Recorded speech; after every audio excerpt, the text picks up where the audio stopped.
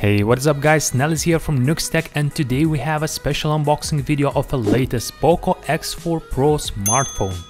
Of course, I will share my first impressions and I will also compare the specs more in detail to its predecessor POCO X3 Pro. So, is it an upgrade? Is it a downgrade? Well, let's see.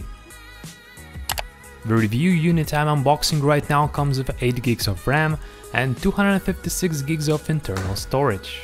There should also be a more affordable model with 6 gigs of RAM and 120 gigs of storage, so please check the links and discount codes in the description area below. Inside the box you will find a SIM ejection pin, a multi-language manual book, warranty card, and a transparent silicone protective case. Now, as we go deeper, there is a USB Type-A to USB Type-C cable and a 67 watts fast charging brick, which is really cool to see considering the entry-level segment phone. POCO claims that it should only take around 40 minutes to fully charge the phone from 0 to 100%, and 50 minutes of quick charge will bring all the way up to 50%. Not bad at all.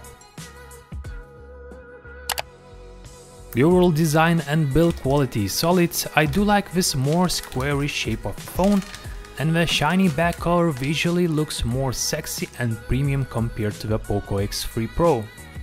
On the top you will find a 3.5mm audio jack, speakers, infrared port. On the back the triple camera setup with a main 108MP primary lens.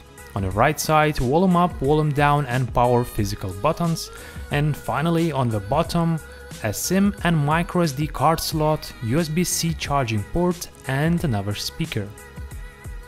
POCO X4 Pro comes with a 6.67 inches AMOLED display with a maximum refresh rate of 120Hz and a Full HD Plus resolution. The screen itself looks nice, colors are vibrant, and I do like that smooth feeling while navigating around. Now let's do a quick side-by-side comparison of POCO X4 Pro and the previous version of POCO X3 Pro. First undeniable upgrade is of course the display. POCO X3 Pro has an IPS display while the new model comes with a superior AMOLED, and both of them support 120Hz refresh rate. Secondly, the battery on X4 Pro is rated at 5000 mAh, which is just slightly smaller than on the predecessor, so in real life scenario it will be hardly noticeable. However, the 67 watts charging speed will be arguably noticeable and faster than the 33 watts on the X3 Pro. The biggest disappointment regarding the new model from POCO comes in the processor and internal memory departments. Coming from Snapdragon 860 on X3 Pro to the Snapdragon 695 just doesn't feel right. Obviously, it's a downgrade as the benchmark difference between those two Snapdragons is almost 40%, and my only explanation is that maybe POCO wants to have a bigger performance difference between their latest X series phone and the upcoming POCO F4. Or maybe they have chosen the Snapdragon 695 to deliver better battery life? Add to this, we are getting another downgrade from UFS 3.1 to UFS 2.2 internal memory speed. This might be noticeable while using the phone, reading and writing the larger files. Finally, even though the main camera is now 108MP, but I don't really expect to be significantly better compared to the POCO X3 Pro.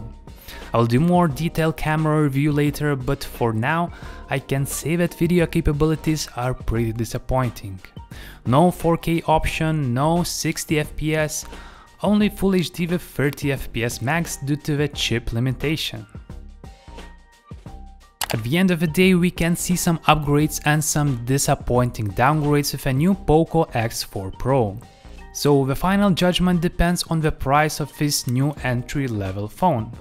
If the price will be the same as X3 Pro, then it might be reasonable considering you get a display, camera and faster charging upgrade. However, if a price is around 300 euros, I would better choose POCO F3.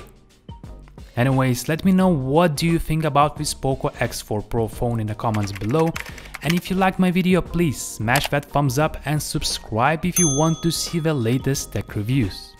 Thanks for watching, this is Nellis from Nux Tech, and I will see you next time.